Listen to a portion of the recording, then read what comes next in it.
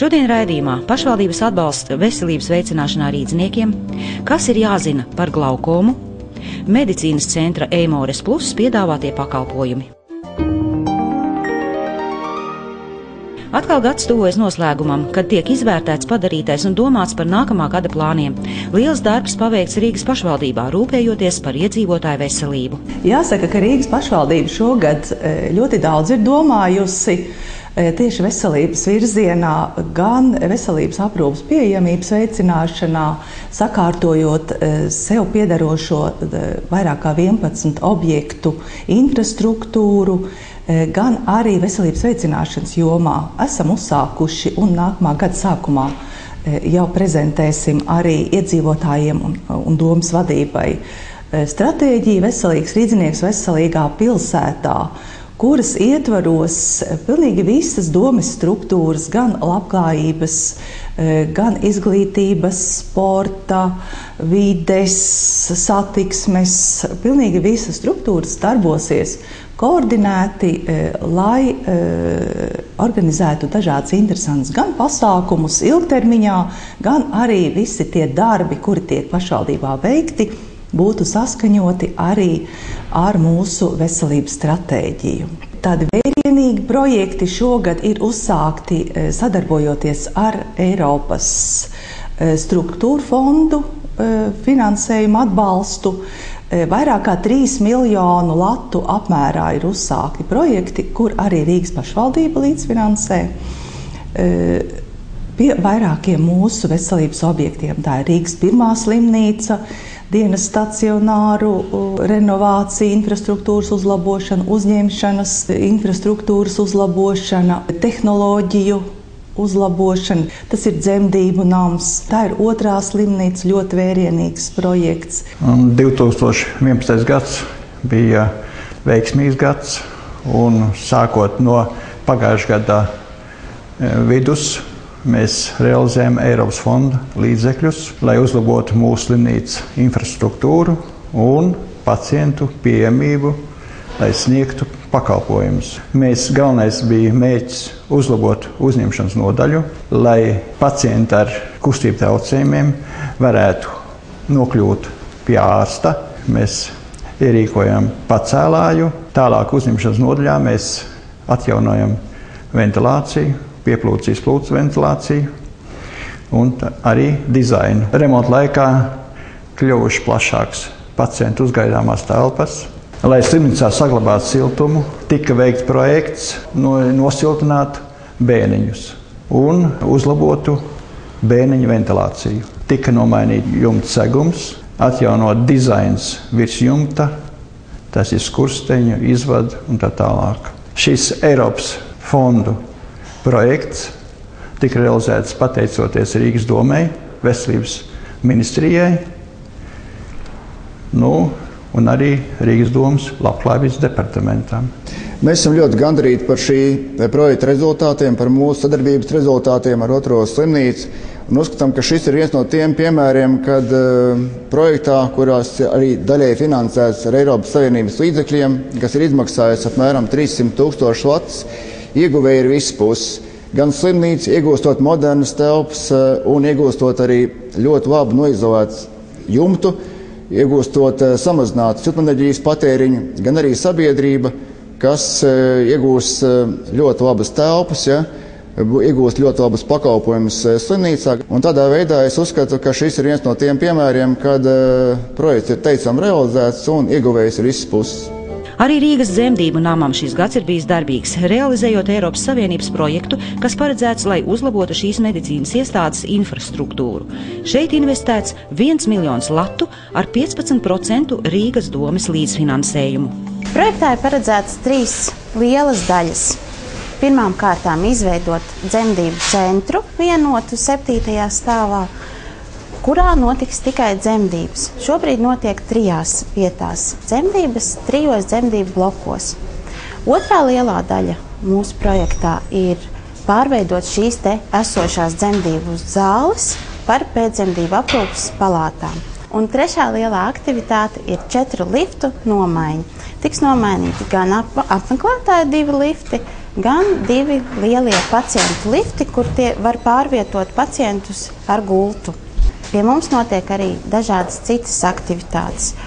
Nozīmīgs ir Rīgas domas finansētais projekts 2 ūdens un kanalizācijas stāvanu nomaiņai, kas dod iespēju vairākās palātās veikt arī kosmētisko remontu. Šīs palātas būs paredzētas kā ģimenes palātas, kur pacients var uzturēties pēc dzemdībām. Kopumā rūpējamies par pacientam draudzīgu un drošu vidi. Šajā gadā Rīgas dzemdību nams ir saņēmis kvalitātes vadības certifikātu ISO, kas liecina par to, ka mums ir sakārtota vide, ka katrs darbinieks zina savu darba vietu, savus pienākumus, savu atbildību.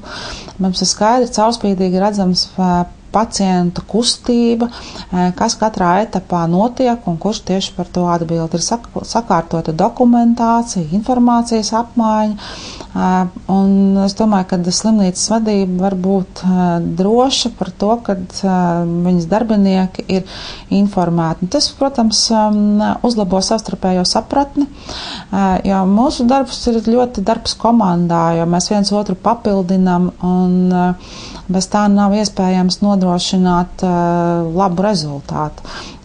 Es aicinu visas sievietes dzemdēt bērnus, jo, lai vai kādi laiki, vienmēr bērni ir mūsu nākotne un mūsu cerība. Un šobrīd mums ir ļoti jādomā par mūsu tautas izdzīvošanu un par mūsu valsts izdzīvošanu. Un mēs atbalstam visus, atbalstīsim ar padomu, ar palīdzību, griežties pie mums un priecīgus Ziemassvētkus. Mūsdienu cilvēku dzīves kvalitāti un iespējas izmantot jaunāko tehnoloģiju piedāvātās iespējas lielā mērā nosaka redzes kvalitāte. Otrajā mūža pusē viens no redzes pasliktināšanās iemesliem ir glaukoma, kas ir hroniska, progresējoša acu slimība, kuru savlaicīgi neārstējot rodas neatgriezenisks aklums. Tad glaukoma pēc būtības ir hroniska redzes nervu atrofija, un glaukoma ir ļoti viltīga slimība. Jo sākuma stadijā glaukomai principā var nebūt arī pilnīgi nekādi simptomi. Vienkārši šis redzes nervs pakāpeniski atrofējās. Viens no iemesliem var būt paaugstināts acu spiediens, taču ne visos gadījumos ir paaugstināts acu spiediens. Dažkārt šis redzes nervs var atrofēties arī pie samērā zema spiediena. Un redzes nerva atrofijas rezultātā redze pakāpeniski pazūd, un tad, kad jau šis glaukomas bīstamība slēpjas tajā aspektā, ka tas, kas ir pazudis, diemžēl to vairs nav iespējams atjaunot. Tā kā Latvijā netiek veiktas valsts apmaksātas glaukomas profilaktiskās pārbaudes, ir īpaši svarīgi atcerēties, ka pilna acu pārbaude jāveic vismaz reizi 2 gados, bet pēc 60 gadu vecuma reizi gadā. Pacientiem ir jāpārbauda redzes asums, jāpiekoriģē atbilstošas brilles, jāmēra acu spiediens. Izmeklējot glaukomas pacientu, acu spiedienu mēs varam mērīt gan ar kontakta metodi, gan arī ar bezkontakta metodi. Bezkontakta metode pacientam ir salīdzinoši vienkāršāka, arī neinvazīva. Tas ir sajūta ir tāda, it kā ar saspiestu gaisu tiek iepūsts acī.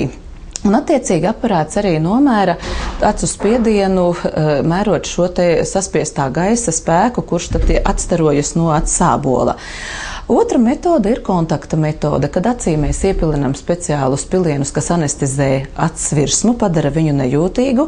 Tālāk mēs šo acis virsmu iekrāsojam ar speciālu krāsvielu fluorescīnu. Un pēc tam mēs acī pieliekam klāt šo tonometru uzgali, un tad mēs arī nomēram šo te acu spiedienu kontakta veidā. Glaukoma parasti piezogas nemanot, taču daudzi slimnieki jau slimības sākotnējās stadijās sūdzas par redzes miglošanos, diskomforta sajūtu acī, redzes pasliktināšanos, redzes lauka defektiem. Tādēļ ir jāveic arī īpaši izmeklējumi. Redzes lauks ir svarīgs etaps, jeb datorizētā perimetrija. Tas ir svarīgs etaps glaukomas gan primārā diagnostikā, gan izvērtēšanai dinamikā, kādā veidā šī glaukoma attīstās un kā mēs varam vērtēt piemēroto terapiju. Datorizētajā perimetrijā mēs paskatāmies tos defektus, kurus pacientam ir radījusi glaukoma acī iekšā, un mēs izvērtējam cik ilgā laika posmā tad šī glaukoma varētu progresēt līdz pilnīgam, piemēram, redzes zudumam. Tāpat, ja nepieciešams glaukomas noteikšanai, tiek izmantota redzes nerva un tīklenes nervu šķiedru padziļināta izmeklēšana. Ļoti būtisks izmeklējums ir optiskās koherentālās tomogrāfijas izmeklējums, kura laikā mēs noskam redzes nervu šķiedru slāni un pašu redzes nerva virsmu. Bet visbūtiskākais ir šis redzes nervu šķiedru slānis, kurš glaukomas gadījumā var būt ļoti izmainīts. Pie sākotnējām glaukomām šīs izmaiņas var neparādīties, bet pie izteiktām glaukomām šis redzes nervu šķiedru slānis var izteikti samazināties. Un līdz ar to šī izmeklēšanas metode ir ļoti būtiska glaukomas diagnostikā, bet vēl tikpat ļoti nozīmīga un ļoti būtiska šī izmeklēšanas metode ir, lai noteiktu šo glaukomas progresiju laikā. Jo izmantojot optisko koherento tomogrāfiju, mēs varam noteikt konkrētu redzes nervu šķiedru slāni konkrētos punktos un šo pašu redzes nervu šķiedru slāni arī salīdzināt pacientam ierodoties uz atkārtotām vizītēm. Katram glaukomas slimniekam ir jāapzinās, cik smaga ir šī slimība, un rūpīgi jāseko ārsta norādījumiem, regulāri jāpilina acu pilieni, kā arī regulāri jāierodas pie ārsta. Bet, ja tas netiek darīts vai medikamentozā terapija nedod vēlamo rezultātu, jāpielieto lāzerterapija vai jāveic operācija, lai glābtu no neatgriezeniska akluma. Pirms kādiem 2 gadiem konstatēja, ka paaugstināts spiediens ir vienā acī, un ārsts izrakstīja pilienus, kā viss stabilizējās spiediens, pēc tam domāju, iespējams, ka vairāk ar nevajag, ārstu nekonsultējos, spiediens atkal bija pakāpies. Pēc tam atkal, kā saka, lietoja acu pilienus, normalizējās spiediens. Pēdējā laikā tāds smagāks darbs veids un spiediens stipri sakāp uz augšu acī, un tagad ārsts teica, ka nepieciešams veikt ir operāciju. Ko jūs ieteiktu tiem cilvēkiem, kuriem ārsti ir diagnosticējuši glaukomu?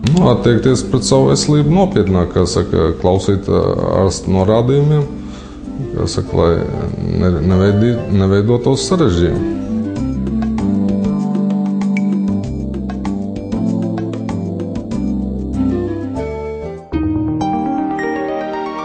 Nogurums, stress un straujais dzīves ritms ir kļuvis par neatņemamu mūsu dzīves sastāvdaļu.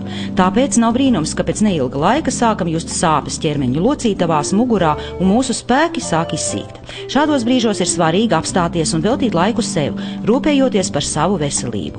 Jau nepilnu gadu Rīgā Blaumeņa ielā darbojas medicīnas centrs Eimoris Plus, kurš izveidots, lai iedzīvotājiem būtu labāki pieejami dažādi medicīnas speciālisti. Pie mums pieņem speciālisti, dakteri, terapeiti, kardiologs, neirologs, dermatologs, fizikālās terapijas speciālists. Tā ir viena sadaļa.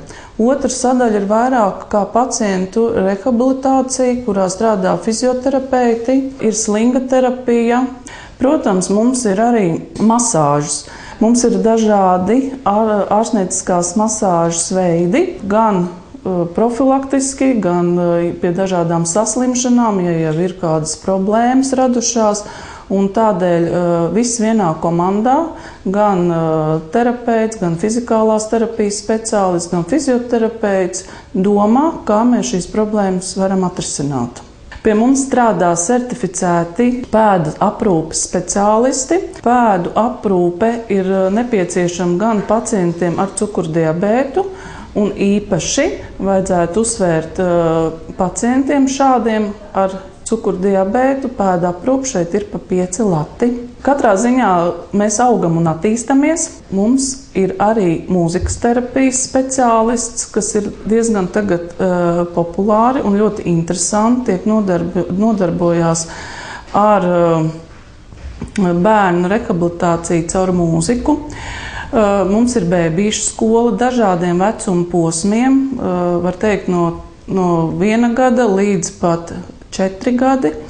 Tad, protams, mēs, lai arī, ne tikai ar ārstniecisko sadaļu nodarbojamies, arī mums ir kosmetoloģija. Pie mums strādā kosmetologs, kosmētiķi, kas ne tikai pievērš uzmanību skaistumam, bet tādā ziņā arī iedarbojās uz veselību. Medicīnas centrs sadarbojas ar gandrīz visām apdrošināšanas sabiedrībām. Tāpat centrā tiek piedāvātas dažādas pakalpojumu atlaižu akcijas. Pašreiz pieejams īpašs piedāvājums – abonements 5 reižu pilnai muguras masāžai tikai par 40 latiem. Medicīnas centrā ļoti liels prieks ir arī par to, ka tie pacienti, kas šeit ir atnākuši, viņi atgriežas, un tieši tie, kas ir arī novērtējuši to, ka šī centrā ir laba atmosfēra, labi certificēti darbinieki, viņi nāk un viņi atgriežas, un tas ir ļoti labs novērtējums. Sāku apmeklēt šo veselības centru, lai uzlabotu pašsajūtu. Man ir problēmas ar muguru, jūsu vietā ir sāpes. Un tad fizioterapija ir lielisks veids, kā uzlabot savu pašsajūtu un tikt vaļā no sāpēm. Es apmeklēju arī citus speciālistus pēc nepieciešamības. Man tas viss apmierina. Cenas ir pieņemamas, apkalpošanas kultūra augstā līmenī. Tāda ārsta attieksme pret tevi arī ir ļoti pozitīva un patīkama. Arī atmosfēra, kad tu esi šeit centrā, ir ļoti pozitīva. Vai prieks tas, ka vēl ir arī bēbīšu skola. Tad mēs ar Ieti nākam jau tā kā uz mājām. Tad vingrot un uz bēbīšu skolu mācīties. Tā. Pirmais solis no slimnīcas veselīgā dzīvē ir kvalificēta rehabilitācija. Kurorta rehabilitācijas centrs Jaunķemeri piedāvā 2 līdz 3 nedēļu rehabilitāciju pēc sirds, asinsvadu, smadziņu, locītavu un mugurkaula operācijām, kā arī profilakses nolūkos un pēc akūtu slimību stacionāras ārstēšanas. Rehabilitācijas centrs Jaunķemeri – augsti kvalificēts personāls un mūsdienīgas tehnoloģijas, efektīvs veselības atjaunošanas centrs. Piedāvājumā iekļauts dzīvošana 2-vietīgā numurā ar visām ērtībām, 3-reizēja ēdināšana, medicīniskā kontrole un procedūru komplekss pēc Jaunķemeru ārsta nozīmējuma. Cenas no 20 latiem dienā. Visa informācija pa tālruni 67 733 242, 67 733 522. Novēlam jums priecīgus Ziemassvētkus, veselību un izturību jaunajā gadā. Nākamais raidījums 29. janvārī. Uz tikšanos!